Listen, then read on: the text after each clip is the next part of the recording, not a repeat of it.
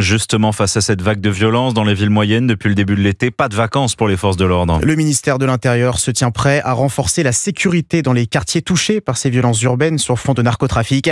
Maï-Hélène Trémollet, à quoi ressemble le plan d'action élaboré par les autorités ? Concrètement, la place Beauvau se tient prête à déployer à tout moment des unités de force mobile telles que la CRS 8 pour mettre fin aux débordements liés pour la plupart au trafic de drogue.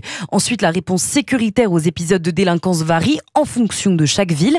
À Nîmes, par exemple, ville qui bénéficie du dispositif de sécurité renforcé, la lutte contre la fraude et les opérations de contrôle se multiplient avec un objectif, ne laisser aucun répit aux délinquants.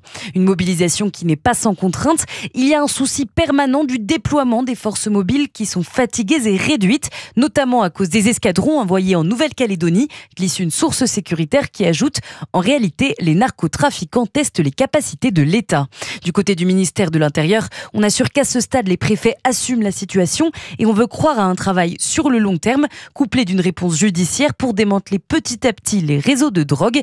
Mais un proche de la place Beauvau rappelle que ce travail porte déjà ses fruits et souligne qu'à Béziers, plus de 5 commerces ont été fermés récemment sur fond de trafic.